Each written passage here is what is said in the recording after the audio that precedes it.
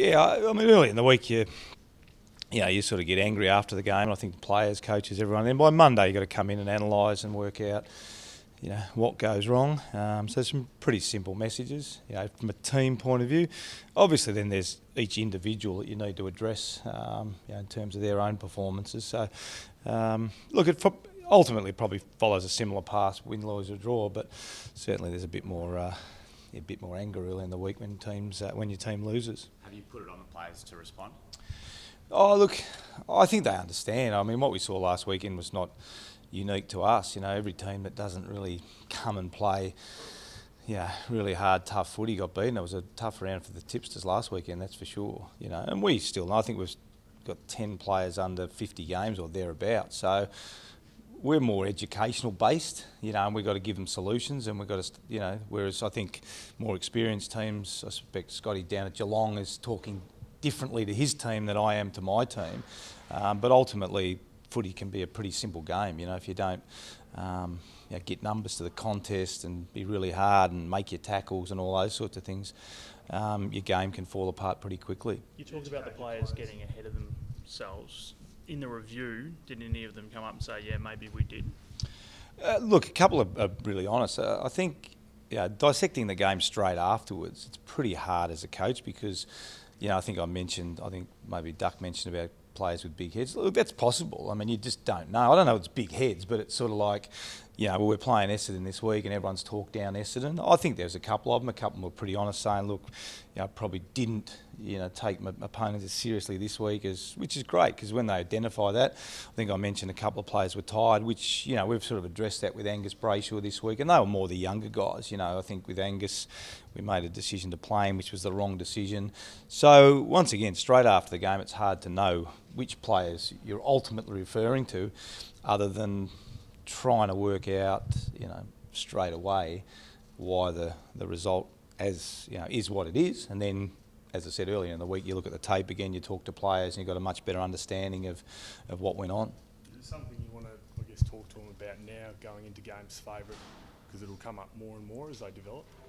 Yeah, well, I mean, it's just part of the process, really, isn't it? I still don't think we're at the level where you can worry too much about favouritism or non-favouritism, because when you're coming, whether it's us, the Lions, St Kilda, the teams that are trying to work their way up the ladder, it's pretty hard to work out are your favourites, because you still know that you've got a lot of development in you. We know our best football is really, really good, but we know we haven't got a big margin for error, and I think the players understand that, and that's the main thing you've got to reinforce. We've got to come every week and play really hard footy every single week of the year. Hawthorn perhaps can have a bit more margin for error, and maybe some of the top teams. So, as I said, part of what we try and do is educate, understand in all different ways, visually talk to them, leaders, coaches, all those sorts of things. You spoke earlier in the week a bit about Jesse Hogan and his game last week. Have you had a chance to sit down with him this week and go through, as you said, his body language and that sort of thing from last week? Well, look, I planned to, and after I saw him respond at training, I grabbed him I was going to have a longer talk with him, but after I saw him respond at training, I was really pleased.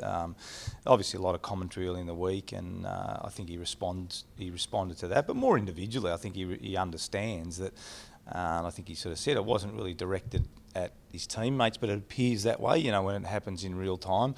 He's a competitive kid and he wants to do well, and so really I sat him down briefly and said, mate, that's the way. If you respond like that at training and you train like that, come out and play like you train. They're the learning things that you're looking for as a coach. He's played 20-something games of footy. He's still a really young kid. A lot of the guys around him, are young kids as well. So it's hard for a young kid to go up to Jesse during the course of the game and say, oh, look, you mightn't. So that's all part of what we're trying to educate. But I was wrapped the way he responded at training, and that's what we talked to him about. And look, he'll play the way we want him to play this week. It doesn't guarantee he's going to kick 5 or 6 goals, but that's what we've reinforced. You do what we want you to do, and you play your role, and we'll be happy. We understand he's managed to seek out Wayne Carey this week with the help of Simon. What do you think he can get out of working with someone like Wayne?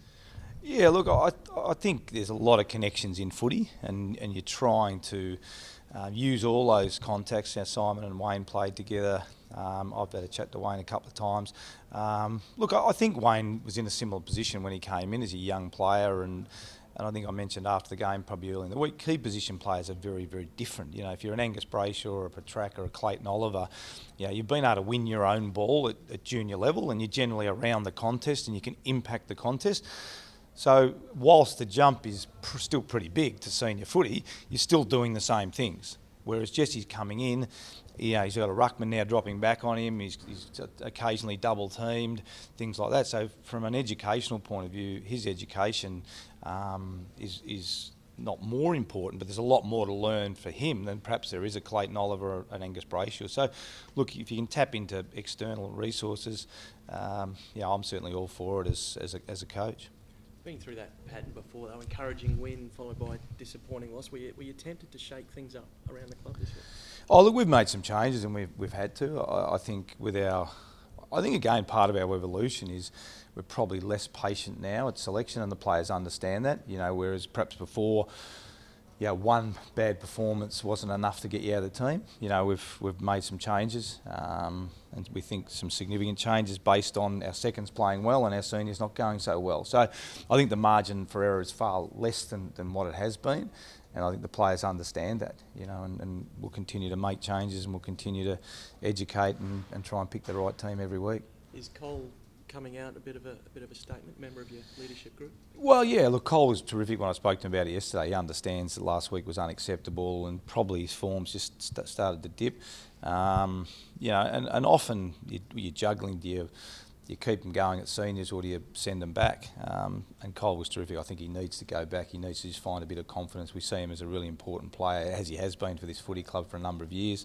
So him going back, finding some form's really important for us. And Angus is a bit different. As I said, look, Angus, we played too early, and again, do you give him another run? Nah, his performance was unacceptable, largely through us as a coaching group. So let's get him back because we know he's an important player, but he still needs to be educated on what's an acceptable game, what's an unacceptable game, and there's probably going to be one or two other changes before we turn up on Sunday. We tend to go very week to week in this industry, but you're in such a unique position at the start of your final year.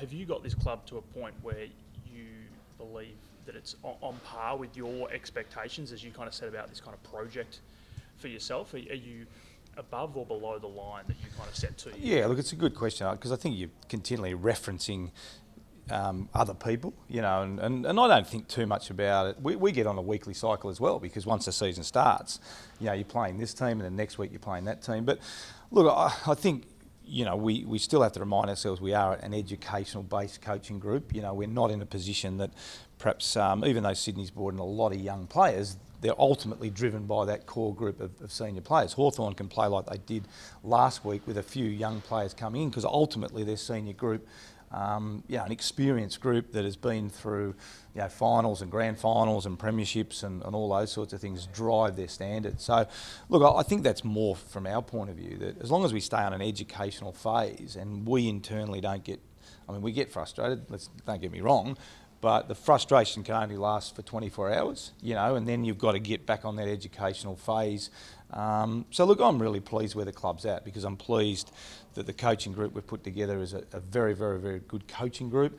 I'm pleased that we're educating the leaders. I'm pleased where Nathan's got to as a captain. I think he's really evolved amazingly over the last couple of seasons. Yeah, I'm frustrated because, we haven't been able to, get rid of that mantle of, 1 week we're good, 1 week, next week we're not good. But that doesn't change what we do. We think we're on the right path and, we think there's a lot of really good things happening at the footy club. We just got to keep moving forward. I know you're not one for streaks, but the numbers aren't good against North Melbourne over the last 10 years, I think.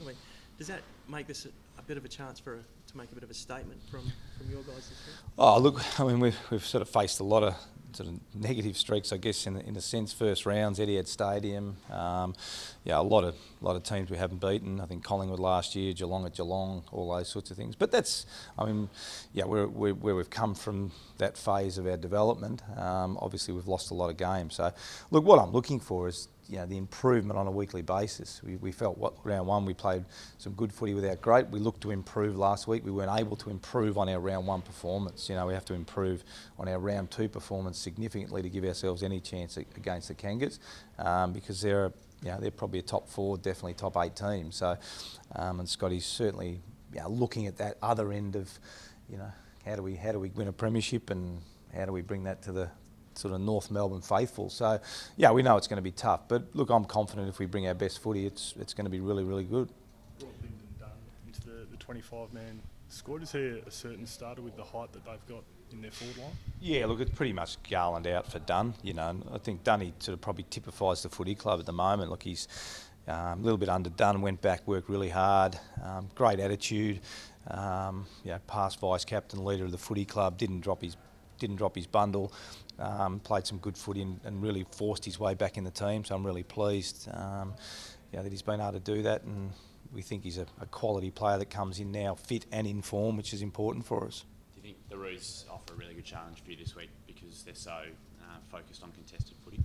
Yeah, they're good around the ball, and I think they've, in a way, all games are pretty complicated, but I think what Scotty's been able to do with North over probably the last 2 years is really simplify the game. If they win it around the contest, they're a good footy team. We saw that again, as I said, last week with all the sides. So, it is a great challenge for us. They're big bodies around the ball.